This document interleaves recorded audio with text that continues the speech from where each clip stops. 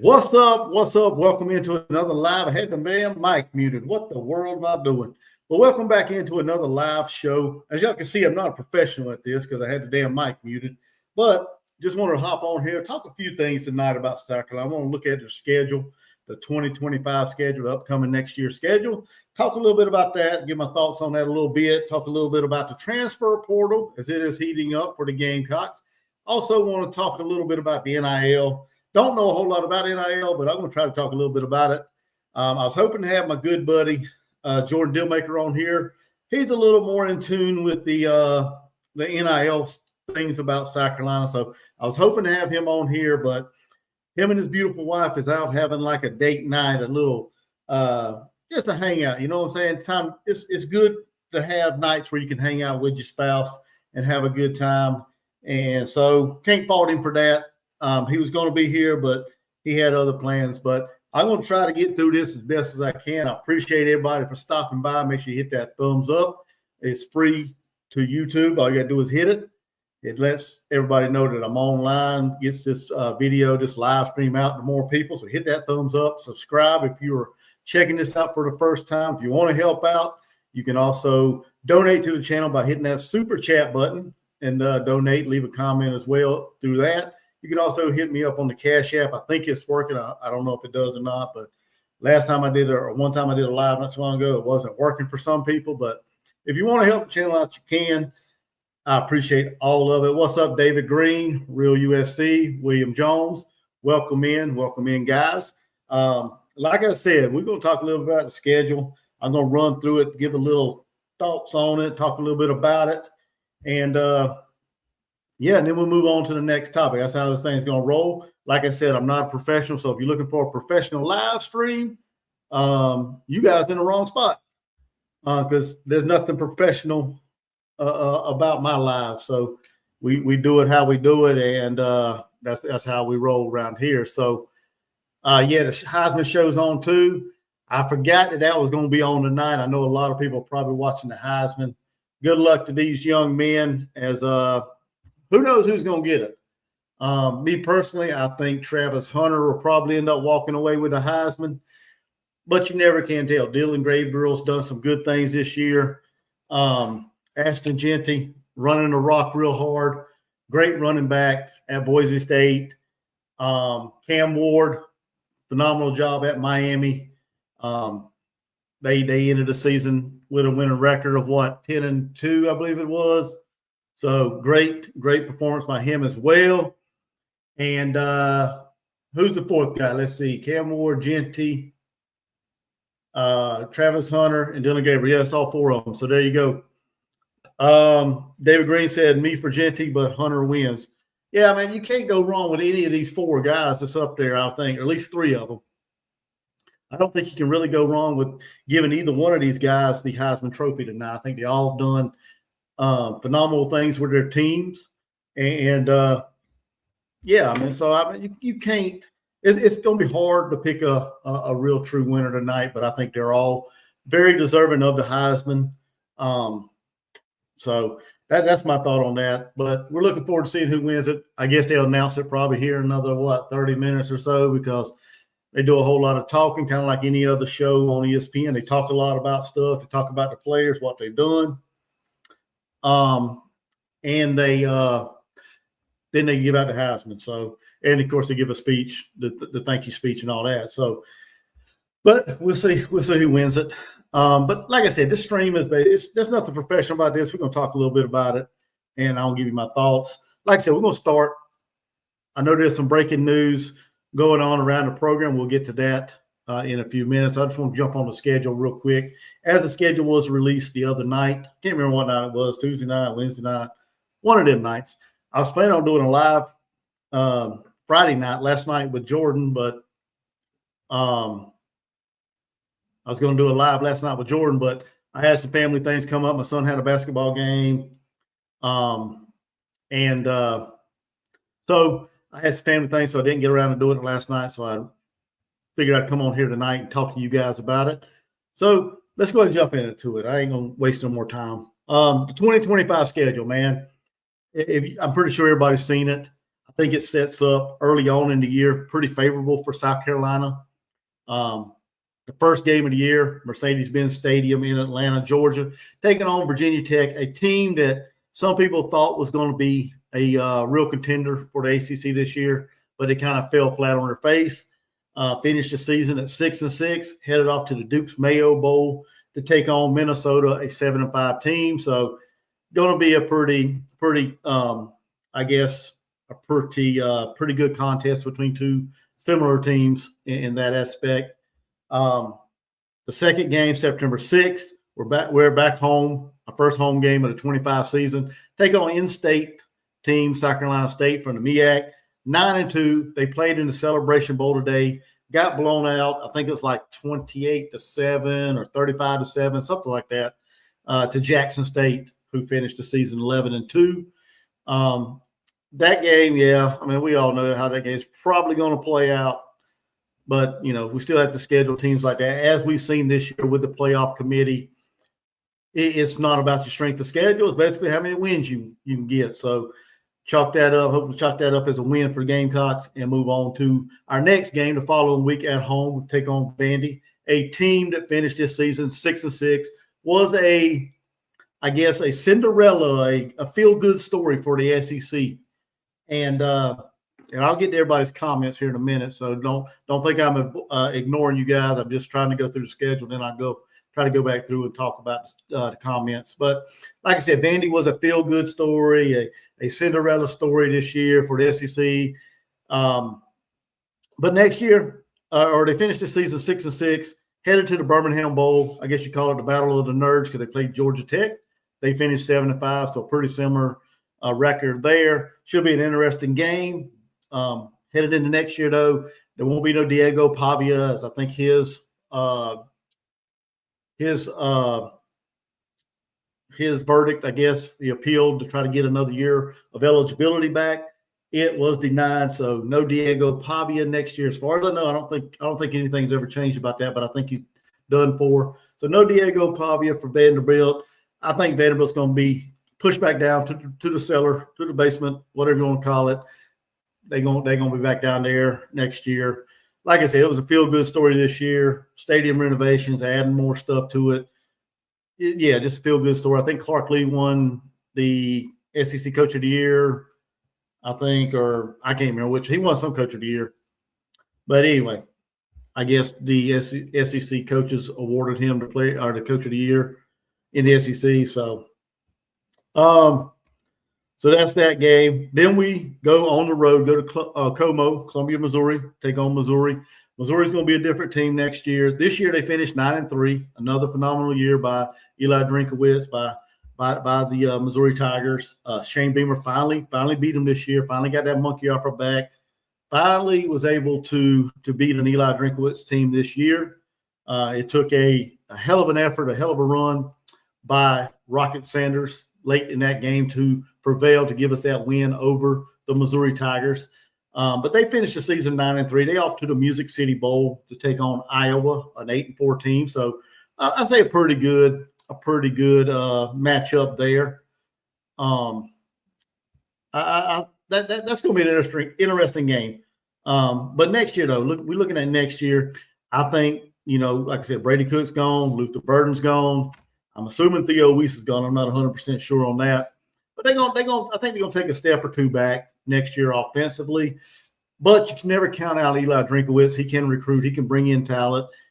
He can get the best out of some of the players. So we shall see how they stack up early on in the year. When we get to that game in September on the 20th. Then we come back home. We take on a Kentucky team that just flat out fell on their face this year, 4-8. Has a couple good wins.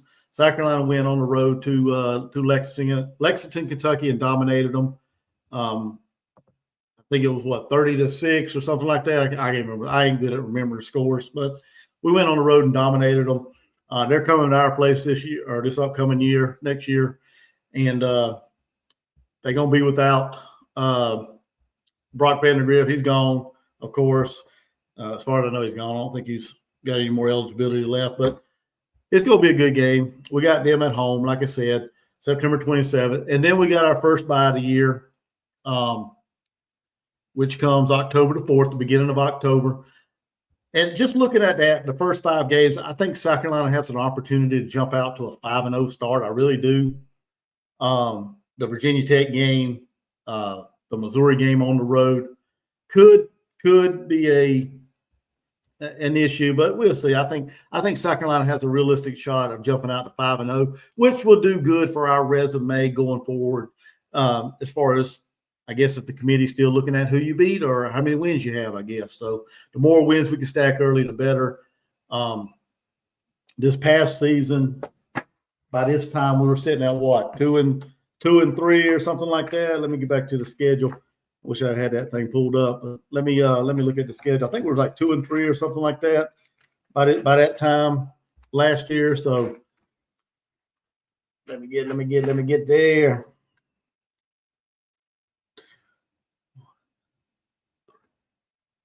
Yeah, we were like 3-2. We were like 3-2 last year by that time. By the time the first bye came, so it's great that we got the bye there early on, October 4th. This is another year where we get 2 byes. I'm not sure if that's something that's going to be going forward, that we'll get 2 byes every year. I guess it depends on how the rest of the seasons shake out with the schedule, how they do the schedule, things like that. So, but then we go on the road to take on LSU in Baton Rouge. Probably be a night game.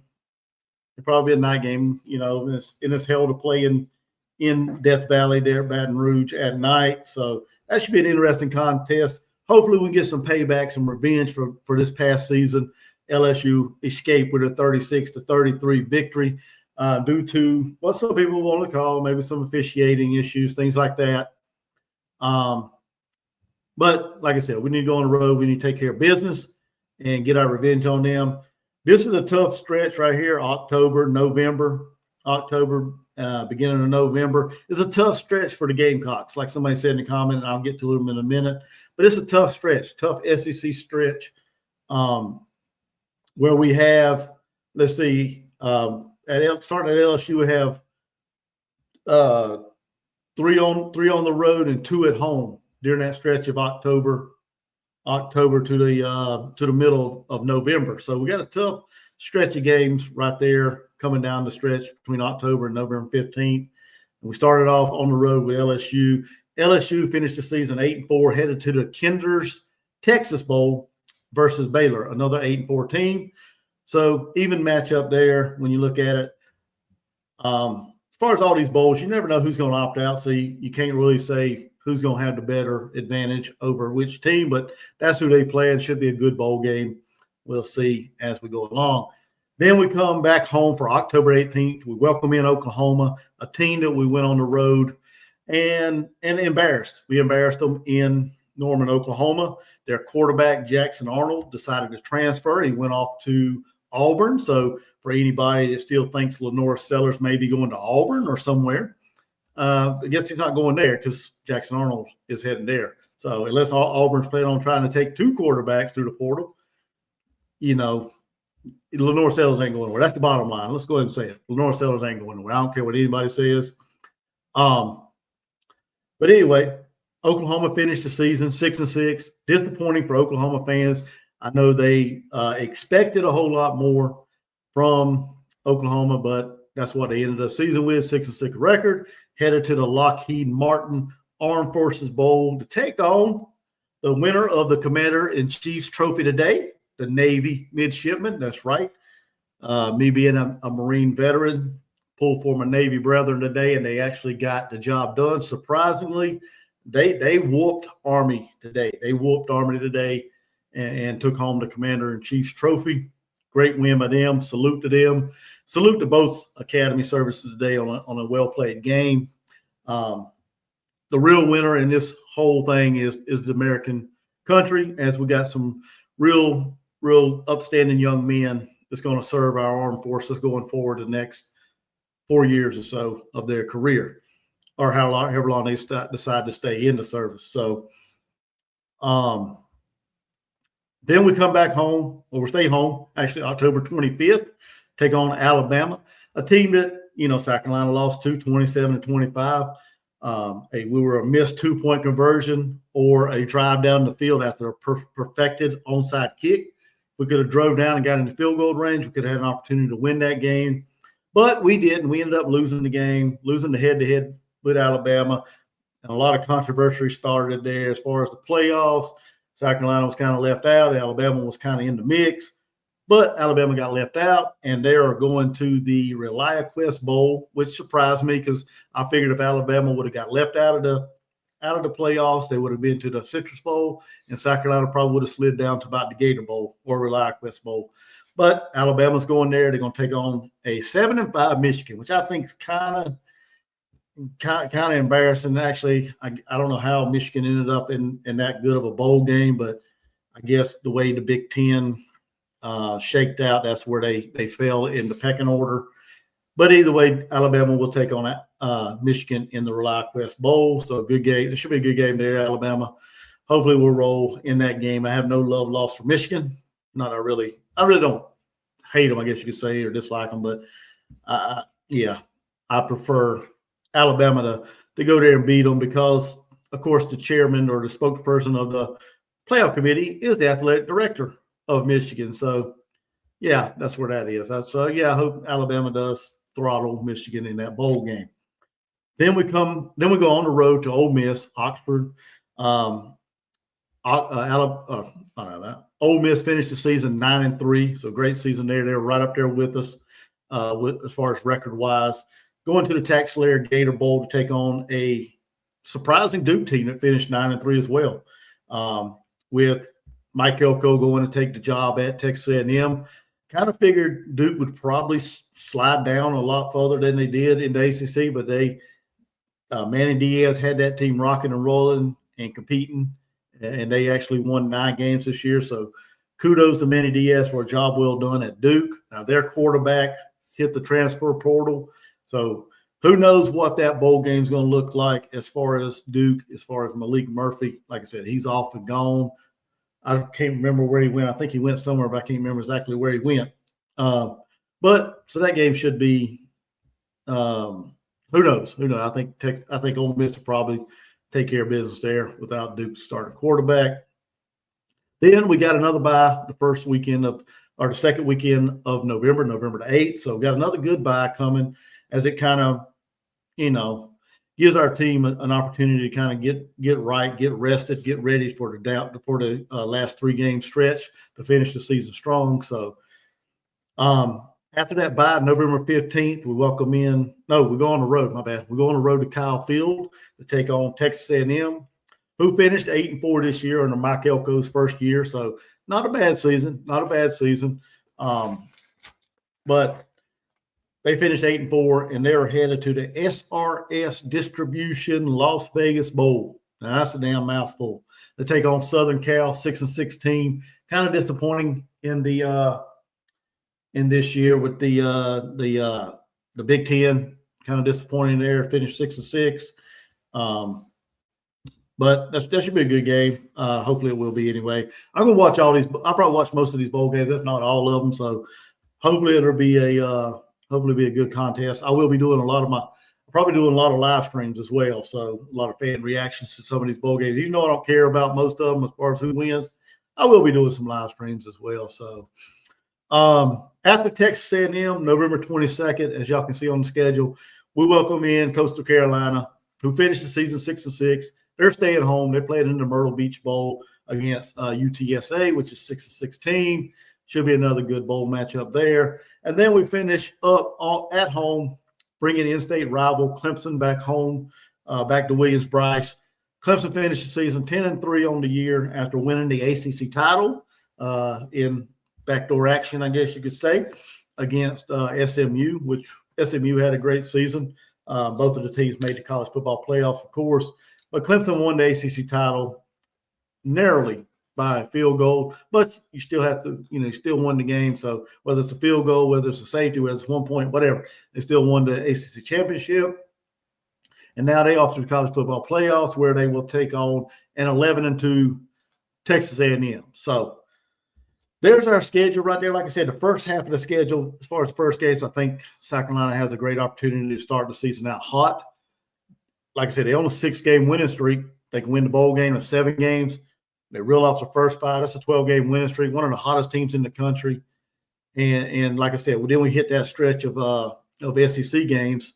It's going to be pivotal in what South Carolina does this upcoming season as far as making the playoffs or how their season's going to go. And I think we got a tough slate of schedule here between LSU, Oklahoma, Alabama, Ole Miss, 2 on the road, 2 at home, and then Texas A&M on the road as well. So 3-2 that way. But there's an opportunity. Did Travis Hunter win the Heisman? Is that what he said? I guess Deion's trying to make it all about him. Let that young man celebrate, Deion. Good Lord. Let that man celebrate, man. You just want to hide. Don't make it about you, dude. But yeah, that's a good stretch right there. It's a good opportunity for South Carolina to make believers out of everybody that this team for real next year. So great schedule. I like it. I kind of wish some of these were broken up and moved towards the top of the schedule, but that's how the SEC played it out as far as scheduling. Some of these games are about the same time as they were last week, or about the same week as last year's schedule. Some of them got changed a little bit, brought to the front of the schedule as well. So I think overall, I really like the schedule for the Gamecocks in 2025. And as long as we can get some key pieces through the transfer portal and Mike Shula, the new offensive coordinator, we'll see what kind of style he runs as far as offensive coordinator. If he can get the best out of Lenore Sellers, I think we're set up for a pretty decent year. So that's everything on the scheduling that I wanted to talk about. Let me go through and see if I can read some of these comments. I know I probably missed a lot. We got some good people in here. I appreciate everybody stopping by. Williams Jones, Real USC said, "What's up?" Let's see here. David Green wanted Genty to win, but Hunter, he was pulling for Genty, but Hunter wins. Yep. Like I said, I'm not surprised Travis Hunter won this thing. Great player defensively and offensively. Done some real good stuff this year. And hey, hats off to him. Yeah. So he won it. So Sam Kim, welcome in. I don't think I've ever seen you in here, but appreciate you stopping by. He said that buy is too early. Okay, I appreciate that comment. Early October buy, not a fan. I got you. I mean, I think it kind of breaks up the schedule pretty good. 5, 4, and then 3. So I think it kind of breaks up the schedule a little bit. So I'm not opposed to it. I mean, I get it. Maybe some people think it's just too early, but I mean, if you move it further down the schedule, then where are you going to put your other bye? Right in front of the Clemson game?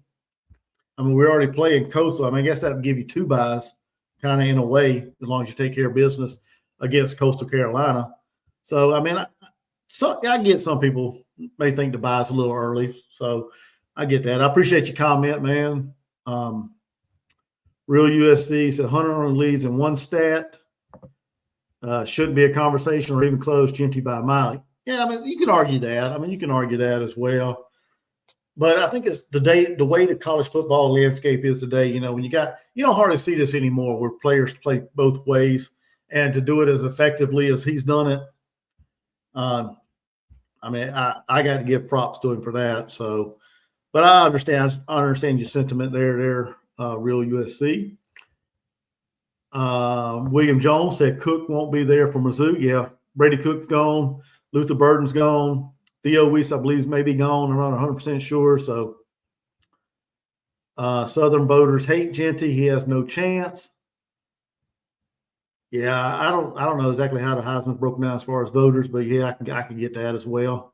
But you got to think though, man, if they know they have no love for Genty, then where's the love coming from for Colorado for Travis Hunter? I mean, that's almost the same geographical area.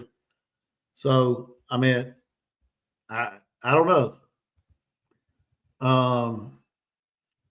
Real USC said we're going to need 2 with that stretch, SEC stretch. Yeah, gotcha.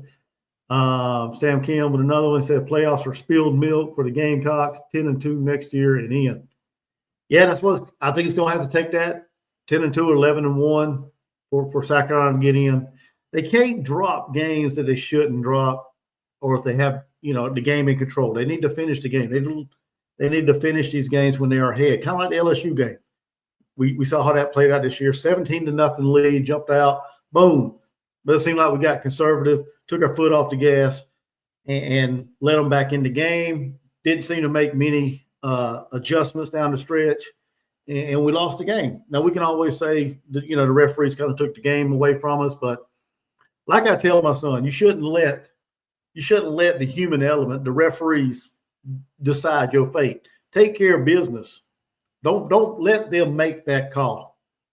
Okay, and that's where South Carolina kind of lost that game in my eyes. Being a little conservative, not being aggressive down the stretch, not being aggressive enough down the stretch to win that game. So, and we still had an opportunity to win it regardless because Herrera, missed that field goal. But if you'd have made it, everybody would have been lifting him up, singing his praises. But everybody went down on him because he missed it.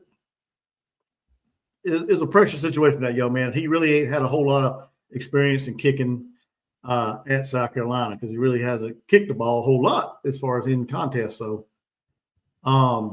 let's see. David Green said November to remember. Yeah, Shane Beamer is very good in November as far as coaching. His record speaks for itself in November. I can't remember exactly what it is, but he hasn't lost a whole lot of games in November. So, Kippers. Okay, you were talking about the Kinder's Texas Bowl, David. So, Sellers are going to be two special fellers. Yes, sir. Yeah, shout out, hats off to South Florence High School for winning their state championship. Jaden Sellers had a phenomenal game. Cutter Woods, I think they played in that contest against each other. He did a phenomenal job as well for Westside, but he had like 400-some yards, 6 touchdowns. But they went for a 2-point conversion instead of trying to kick the extra point and tie it up and go to overtime. And yeah, they ended up losing. I think Jaden Sellers recovered an onside kick for him. I think that's what I read today. And South Florence got out of there with the state championship game there. So that's going to be an interesting dynamic. Lenoris to Jaden next year. I guess they're going to reunite from their playing days at South Florence, the two brothers, and they should have a good chemistry being brothers. So, being brothers and playing with each other for, high school ball and everything. So we'll see how that connection plays out. Let's see. Sam with another comment said Oklahoma underachieved. That solid D was wasted. At least they punked Bama. Yeah, exactly. Exactly. They beat the shit out of Alabama. Man, that game wasn't even close. But yeah, they did underachieve, and that defense was good. I expect, like I said, going into that South Carolina-Oklahoma game, I expect that to be a really good defensive struggle. And I really didn't know which way to go with that one. I think I picked South Carolina to win close, but yeah, I was expecting more out of Oklahoma this year, as well as their fans probably did. And I think they were a little disappointed in the fact they finished at 6-6. So, but yeah, they did beat Alabama, so that's a good thing. It's always a good thing when somebody beats Alabama. William Jones, SEC all the way. David Green said Clemson sucks. Amen, brother. Real USC with a comment. He said bought the championship more like. Oh, you're talking about the ACC championship? You're talking about Clemson? Sam with another comment said you can't buy a championship. Ask Ryan Day. Yeah, Ryan Day seems to be in a do or die situation from what some people are saying. So I don't know whether or not he's really on the hot seat or that's just people talking or what. But yeah, he's on a short leash, I think, headed into the playoffs. If they can't beat Tennessee in their opening game, who knows what's going to happen with Ryan Day after that. So we'll see. But like you said, though, you can't buy a championship. That's been proven at many levels. I think about the NBA is probably the only place you can buy a championship. Other than that, pro football you can't. So let's see. Yep, no. William Jones said no Georgia again next year. No, Georgia probably more than likely may come back on the schedule in 2026, but I'm not 100% sure because I mean, with 16 teams in the league, I don't know how they're going to go about, deciding who plays who. But I hope we do start getting a variety of schedule as far as teams from the SEC. I do want to play Alabama, not Alabama. I do want to play Georgia again, Florida, Tennessee. I do want a regular, what was our Eastern SEC Eastern opponents back on the schedule. I want to see some of them back on the schedule. Replace them with some of the, I don't know, Missouri, Texas A&M, somebody. I mean, just shake it up a little bit and bring back some of the games that we are used to playing. I think that'd be good for Carolina football. So that's it with the schedule. Like I said, I'm excited for next season. I may try to go to the Alabama game next year. My wife's got a friend that she used to work with. Her husband's an Alabama fan. I'm not sure if he's bandwagon or what. I don't think he's from the state of Alabama, so I don't know how that works. But he's probably more of a bandwagon Alabama fan. But they text my wife talking about it earlier today. I guess they finally saw the schedule for Alabama, and they're talking about maybe wanting to go next year to watch that game in Columbia since it's close here where I live in North Carolina. So we might end up going to the Alabama game next year. It depends. I don't know. Like I was telling Terry Hill today, going to them games, it's kind of fun to go to them at just for the experience, the atmosphere, and the crowd and everything. Just the festivities and stuff like that of the game. But I think I enjoy it more. And I know Scott Collins is probably going to chime in here in a minute, but I enjoy it more sitting at the house. I get more involved. I get more passionate about it than I can right there in the stands. Because my wife tries to calm me down. Don't want me saying a lot of things I shouldn't say out in public. So she kind of calms me down a little bit. And I just get a little better. I get a better love of the game just sitting here at the house watching it. So I don't know yet. I'll keep everybody updated on the Alabama game next year. So, oh man, appreciate everybody stopping in. Make sure you hit that like button, please. All right, the transfer portal. Hold on. Real USC said Howell for starting running back. He's going to have a huge season. The transfer portal, I know a lot of Gamecock fans, let me take this comment off the screen. A lot of Gamecock fans are getting kind of restless, I guess, because the portal's been open, a total of almost a week.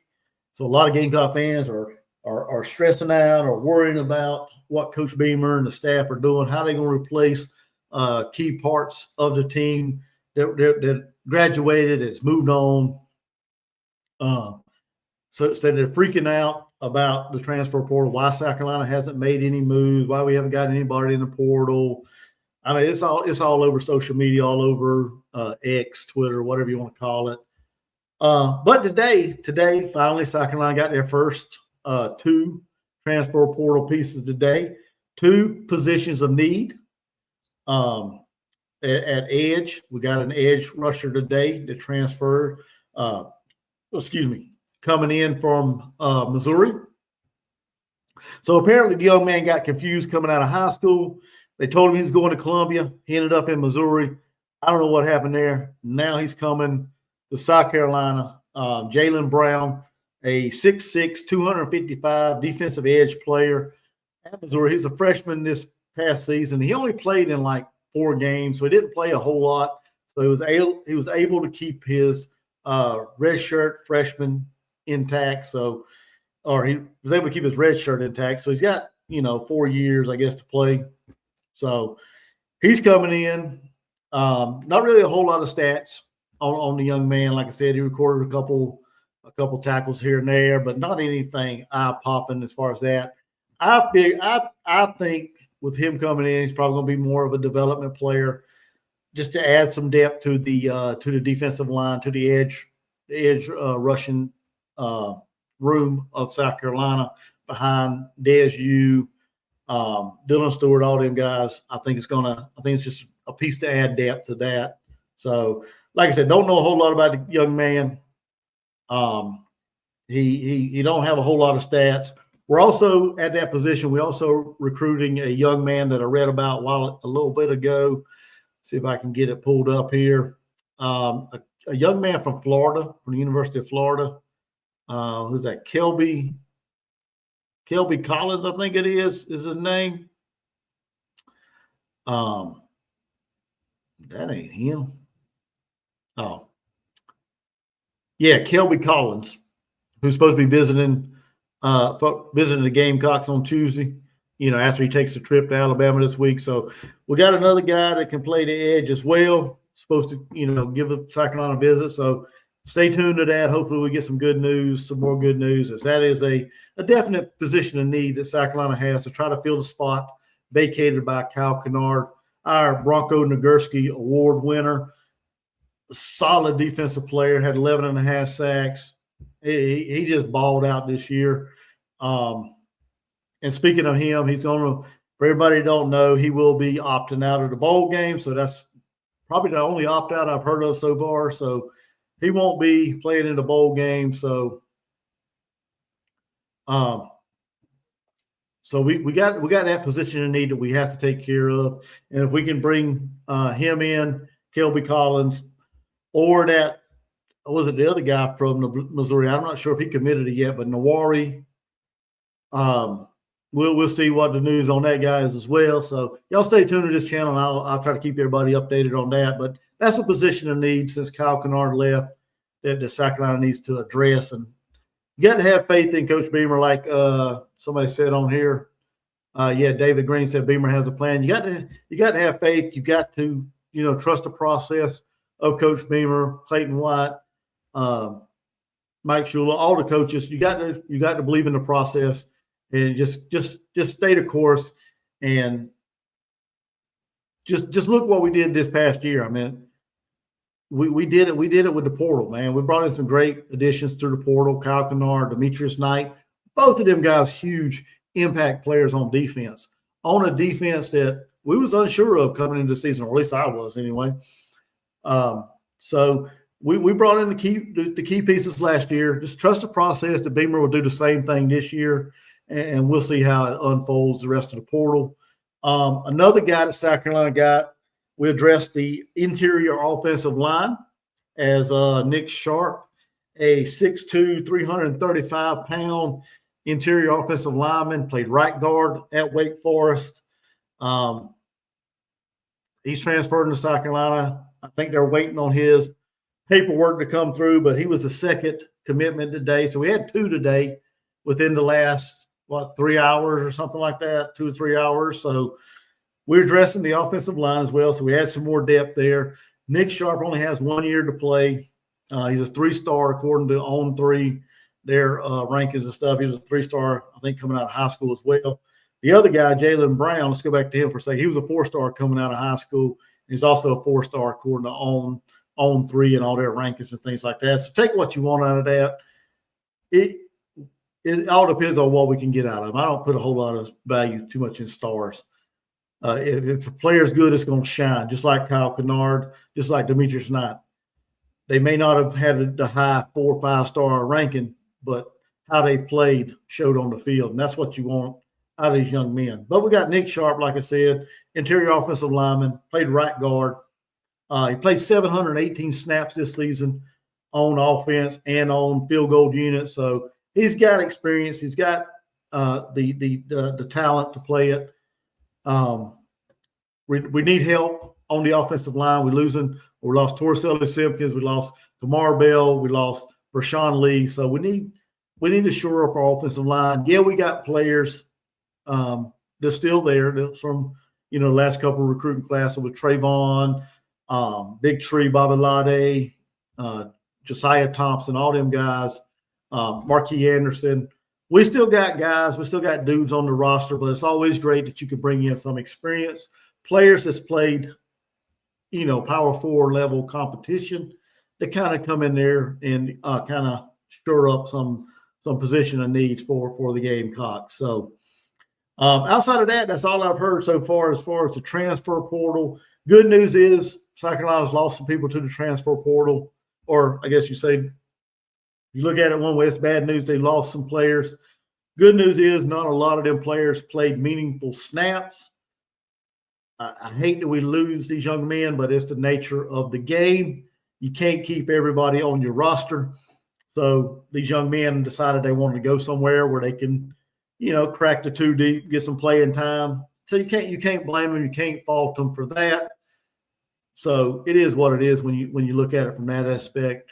But we know that's going to be the case every year, especially now with the new transfer portal rule, the NIL, all that stuff. The way college football has changed over the last year or so. So as far as I know, that's all we got as far as transfer portal. I haven't really dug into it, see who may or may not be visiting South Carolina. I hope we get some wide receivers through the transfer portal. I think that the wide receiver for NC State, Casey Concepcion, may visit South Carolina. Who knows? There's probably a lot of people going after him. He's probably one of the top wide receivers in the transfer portal. But I hope South Carolina makes a run at him. Dane Key, another name to watch out as far as wide receiver.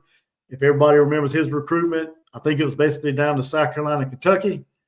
He's a Kentucky boy. His dad played at Kentucky back in the day. He ended up choosing Kentucky, I believe, over South Carolina. I think that's what it came down to. Who knows? Can Coach Beamer and his staff get involved with him, bring him on board as well? That's a name to look out for. Linebacker's another. I think it's another position of need for the Gamecocks. Hopefully we can find or steal a couple good linebackers like we did this past year from the transfer portal. Like I said, Demetrius Knight came in from Charlotte. And like I said, it just shows you that stars don't matter because that dude balled out. He got the game-winning, sealing interception against Clemson.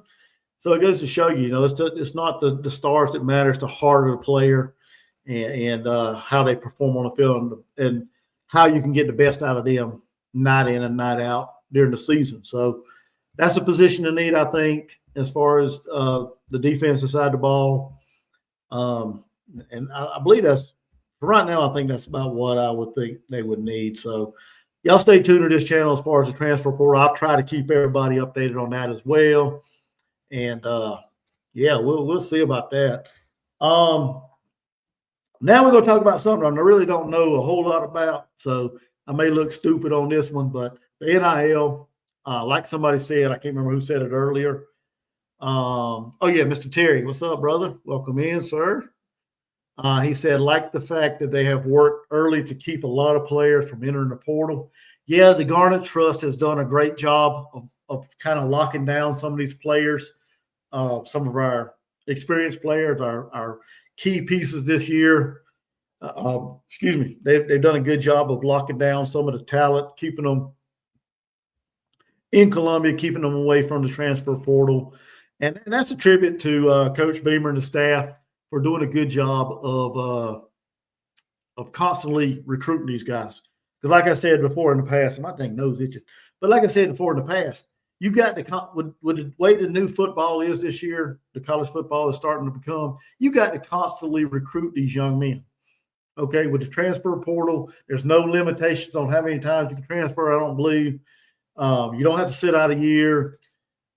You got to constantly be recruiting these young men.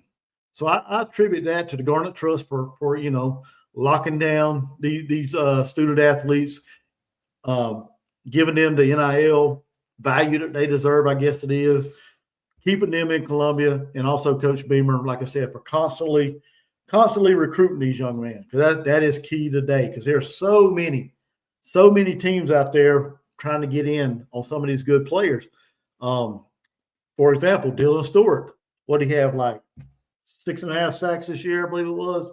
Can't remember what he ended up the regular season with, but I mean, a lot of people want that young man.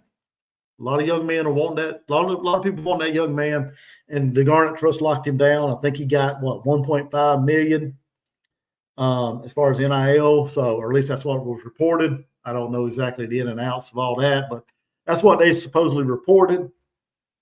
And we, like I said, we locked him down. Locked down. Was it Matthew Fuller? I think he was locked down as well. Dang, I should have got a list together. But let's see if I can look it up real quick. That's the key. But that's the thing, man. We got to keep these players from hitting the transfer portal. And I know a lot of people think that South Carolina doesn't have NIL money. There might be some stuff going around. They don't have a whole lot of money, but they do.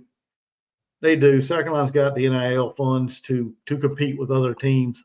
Now they might not have like the top NIL deal. I think I read somewhere, and I'm not sure how true this is. Like I said, this is not my field of expertise. I may be spitting out a lot of garbage. Y'all just take it whatever you want, how you want it on this one. But I read somewhere where South Carolina's NIL was like, I guess with the Garnet Trust, who was that? Was that like 9.5 million, which is good for like 21st in the country, 22nd in the country.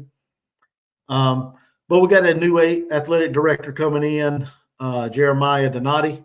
From what I hear, he's a great guy to kind of help spearhead the NIL and everything to try to increase our NIL revenue and things like that. So looking forward to seeing, how he takes the program to that level as far as the NIL funds, things like that, what he can do to boost it, to get us up there.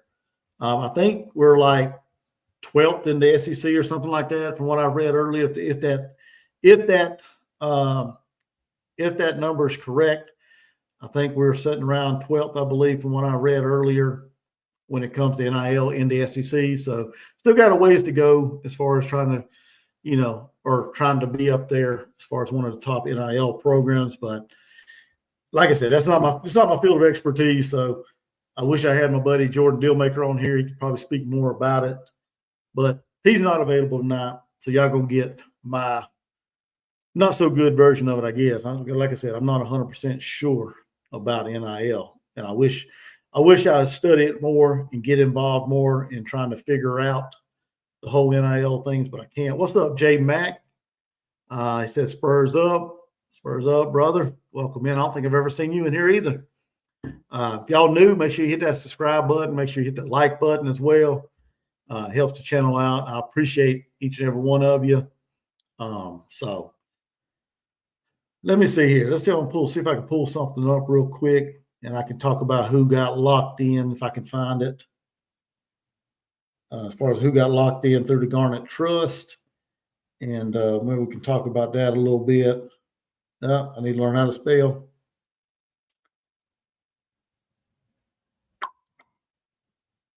Don't go nowhere. Let's see if that tell you. Yes, Dylan Stewart got locked in. We already talked about him. 1.5 million. Our transfer apparently must have signed because they're showing him up there as welcome home. So, like I spoke about him earlier, Nick Sharp out of Wake Forest. Let's see here. Jatius Gear, got him locked in for another year. Another edge rusher as well. Didn't play a whole lot this year. I think he was banged up a little bit on the injury front. So we got him locked in for another year. Dante Reno, the backup quarterback, or one of our backup quarterbacks, he's staying with South Carolina. He's committed to staying there. Matthew Fuller, the explosive running back that we signed last year's recruiting class, a young man that I'm excited about. He may be able to break the depth chart this year and get some playing time, but we got some good stable backs coming back. Got a lot of them right here. Cam Pringle, another offensive lineman. Excited to see that young man. Got him locked in. Got Michael Smith, the tight end. He's locked in. Trey Babalade, offensive lineman. He's still locked in. So they're doing good things with the NIL. Okay, we may not have the top NIL, but we're doing good things with it, making the best out of what we have. Nick Barrett, defensive lineman, an area that South Carolina needs help on as well on the defensive side of the ball. Kason Henry, another offensive lineman. So we're keeping our offensive lineman there. Like I said, we are losing 3. Vershawn Torricelli and Kamar Bell. So Jawan Howell, another great running back that we brought in through transfer portal last year or this season from South Carolina State. We're keeping him as well. Like I said, our running back room, I think we got a pretty good stable this year. Will we bring in another transfer portal running back? Who knows? We did lose, 2 this year. We lost Rocket's gone, of course, and DJ Braswell hit the transfer portal. So we did lose 2. So will Coach Beamer bring in another transfer portal running back? We shall see. We also got Oscar Attaway III. He's still on the roster. I was told by his dad that he's not going nowhere. So I haven't seen anything about him signing or inking an NIL deal with the Gardner Trust. I'm not sure about that. But his dad told me he's staying. Got to believe the man, got to take him for his word. When somebody gives me their word, I take them for it, and I believe them. So until otherwise, I trust that Mr. Attaway will be back next year. So looking forward to that. Like I said, I think we got a great stable of running backs next year. Yeah, the experience may not be there that much like it was this year with Rocket, but I think we got a good stable of running backs coming back next year. So, but yeah, let's see, go through some of these comments here. Terry Hill said, finding great players others overlook is key. Yeah, you got to find like this year, Kyle Kennard, Demetrius Knight. You got to find them diamonds in the rough, and you got to bring them in. You got to polish them up, and they turn into great players for us. So not all players you bring in them is going to be 5 stars or 4 stars. Sometimes you got to bring in them 2 stars, them 3-star guys, them guys that got overlooked coming out of high school, that got overlooked in the rankings. You got to find them guys. You got to go out there and you got to really dig, and you got to really find them guys, the guys that want to compete, the guys that are going to put their heart, their soul into every game. They're going to get out there and sweat. They're going to bleed for their brothers. That's what you got to do. You got to go out there and find them players. They're not going to come to you. You got to go out there and you got to find them. And we did that this past year through the transfer portal. We found some guys like that. Like I said, McKnight or Demetrius Knight, Kennard. We found them guys. Okay. We rejuvenated Rocket Sanders, and we got the best out of them. So that's what you got to do. You cannot overlook some players. Talent is not always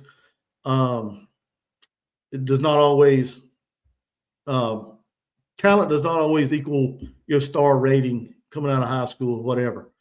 Okay. And that's my thing on it. Me and Mr. Terry talked about that today. So you got to dig around. You got to go to these far corners of the world. You got to go digging around. You got to overturn stones, right? You got to overturn rocks and trash and debris just to find that diamond in the rough. So William Jones said the best fruit don't always come from the biggest tree. Exactly, sir. Exactly. That's what I'm talking about. Exactly. You summed it up great. So, but yeah, we've been going almost an hour on this. So actually, it's not a bad show. I appreciate everybody stopping by. Like I said, I was hoping to have an assistant on here with me, but man, I think I might have covered some good stuff here. I don't know. I'm not trying to pump myself up, but I appreciate everybody for coming and hanging out with me tonight. We got a bowl game coming up. Speaking of that, we go to the Citrus Bowl to take on Illinois, a team from the Big Ten, finished 9-3, yeah, ranked 20th in the country. South Carolina's 15th. Should be a good matchup. Myself, I'll be there. Me and my oldest son, I've said this before, we're going down there for the game. Going to get an opportunity to hang out, to finally meet my good buddy, Twisted Rooster. It's going to be fun. Going to have a good time. We're actually going to be sitting in the same section, coincidentally. Like we didn't even set this up. I mean, I ordered tickets first, hollered at him. He ordered tickets. Next thing you know, he told me where he was sitting, and we're sitting in the same section. He's a couple rows ahead of me. So we're going to have a good time. We're going to go down there. Like I said, I'm going to finally get an opportunity to meet him face to face, hang out, shoot the crap, talk some Gamecock football, talk some basketball as well, because we both love South Carolina basketball as well. Talk some women's basketball, of course. The baseball season coming up as well. So we're going to have a good time down in Orlando. Like I said, I finally get an opportunity to meet him, hang out with him, and it's going to be fun, along with other Gamecocks that's going to be there, because I think that bowl game is going to be kind of like the Gator Bowl. It's going to be dominated by Garnet and Black from a fan's perspective. So I look forward to it being a good game. So far, like I said earlier, we've only had one opt-out that I know of, Kyle Kennard. If anybody knows of another one, drop it in the comments. But as far as I know, Kyle Kennard's the only guy that's not supposed to be playing. Is the only one that's so far that's opted out. So we shall see going forward. Hopefully, Coach Beamer said he's had a whole lot of opt-ins and not a lot of opt-outs. So take him for his word. And as the season or as the bowl gets closer, once the team, I think they're on like some time off right now. I can't remember exactly how long Coach Beamer gave him time off for, but I think they give him time to decompress, go home, visit family, loved ones, come back, whatever. So when they come back, we'll finally maybe get some intel as far as who's opting out, who may be hitting the transfer portal still, or who's going to end up playing in the bowl game. But I honestly hope everybody plays in the bowl game. I think it's a good opportunity to go out on a good note, to win 10 games for the first time in a long time. So Terry Hill said meeting all kinds of fans this month. Oh, yeah, exactly. Yeah, hopefully I'll get to meet a lot of Gamecock fans. I'm on the Gamecock. I guess you could say I'm on the Gamecock side of the field because I'm in the corner of the end zone on the Gamecock side. So hopefully I'll be surrounded by a lot of Garnet and Black in this game. Hopefully it's a good crowd. Like I said, I feel like South Carolina's going to show up. According to their website, they sold all their allotted tickets and asked for more. So I'm probably going to say there's going to be a lot of Gamecock fans down in Orlando, and I'll be amongst them all, having a good time. Win or lose, we're going to go down there. We're going to cheer them on. And like I said, get an opportunity to meet my good buddy, Twisted Rooster. Mark said, good show, Chuck, as always. Appreciate you, brother. Appreciate you. William Jones said, great show. I appreciate all the love, man. I do. Like I told Mr. Terry today, I just get on here and talk and just try to have a good time with you all. You all make it fun. Make it why I do this kind of stuff, man. I just love my Gamecocks, just like everybody else, whether it's basketball, men or women, football, baseball, whatever. If there's a South Carolina Gamecock event on, if it's on TV and I ain't got nothing going on, that's a good opportunity. I'm watching it, whether it's gymnastics, volleyball, basketball, diving and swimming, whatever you want to call that stuff. Swimming, whatever. If it's on and I ain't got nothing going on, I'll sit here and watch some of it and try to figure it out. Softball, whatever. I don't care. That's just the type of fan I am. Right now, we got Western Michigan leading South Alabama in the salute to the Veterans Bowl. So that's what I'm going to do here in a little bit. I'm going to get off this thing here in a little bit. I'm going to chill and watch this bowl game. And, so Scott Collins said, great stream, Chuck. Very good information. I try, dude. I try. I appreciate you coming to hang out with me, brother. I appreciate everybody.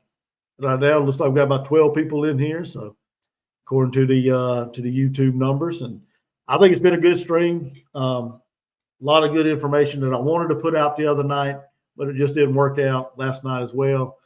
So, I figured I'd go on here tonight and just ramble on and talk. So, but I do appreciate everybody, as we are, like I said, right up on an hour. And like I said, I didn't want to go too long tonight because I wanted to rest up, watch some football, and get a good night's sleep for church tomorrow. Side note, congratulations to Coach Paris and the Gamecocks. They won today. They knocked off Upstate, South Carolina Upstate. I think they won by 20 points. I can't remember what the score was. I think it was like a 20-point victory. So great win there. They on the road, or they're back home, I think Wednesday night, to take on Clemson, a Clemson team that lost today to Memphis. They fell to 9-2 on the year. South Carolina moved to 7-3 on the year. So they got that game Wednesday night. Got Radford and Presbyterian. Yeah, 73-53. Thank you, Mr. Terry. I know it's a 20-point win, but I couldn't remember the score. That's what it takes right here, man. Have good people on here that can keep me straight and give me what I need, the facts I need. But yeah, we got a pivotal game coming up against Clemson. I was reading earlier this morning that the net ranking for South Carolina right now sits at about a 96, which isn't good when you look at tournament resumes and things like that. Our non-conference schedule is not very good compared to what Coach Taylor likes to do with her schedule. She likes to front load it with a lot of good games to kind of give them that adversity, to set them up against teams with different styles of play. Well, Coach Parrish, I don't think he has the luxury of doing that because the team is not built like Coach Taylor's, I guess you could say. So our non-conference schedule is not very impressive. So if we can finish the non-conference schedule at a 10-3, that would be phenomenal. Beating Clemson, of course, will be excellent. Anytime we beat Clemson in any sport is phenomenal. But we got that game coming up. If we can finish the non-con at 9-4, 10-3, then we head into SEC play at the beginning of the month, the beginning of January. Then the schedule start ratcheting up to some great competition because the SEC is pretty loaded this year. We dominated ACC in the SEC-ACC tournament or the challenge. So we've got some good teams in the SEC this year, and it's going to be a challenge for South Carolina. But like I said, the resume, if we can pull out some victories, finish the SEC schedule above 500 miraculously, I think that with that and a 10-3, 9-4 non-conference schedule, that might be good enough to get us back in the tournament. So, but we'll see. We'll see how it all shakes out. Still a lot of basketball left to play, and like I said, we'll see how it shakes out. See where South Carolina, see where they end up after that. So, but I just wanted to mention that. Like Mr. Terry said, Upstate mascot was at his house today. Oh man, that's good stuff, Terry. But yeah, I just wanted to mention that about the basketball game. So I don't think I'm going to do the women's game tomorrow because they play. Who do they play tomorrow? They play somebody they should beat. God, I can't think of who it is now. That just slipped my mind. But they play somebody tomorrow, and I probably won't do. I probably won't do the live fan reaction tomorrow of the women's basketball game. But y'all look for me on. On Wednesday night, the 17th, as I plan on doing the South Carolina Clemson men's basketball game. Oh, they play in South Florida tomorrow, so I don't think I'm going to mess with that as far as doing a live fan reaction. But I'll be back on here Wednesday night to do a live fan reaction. I think it's Wednesday night, the 19th, of the South Carolina Clemson game, a game that South Carolina needs to win. It's going to be at home. Hopefully the fans show up. Today was an abysmal showing for the fans. I know it was USC Upstate, but still, the guys need to support just like the women do.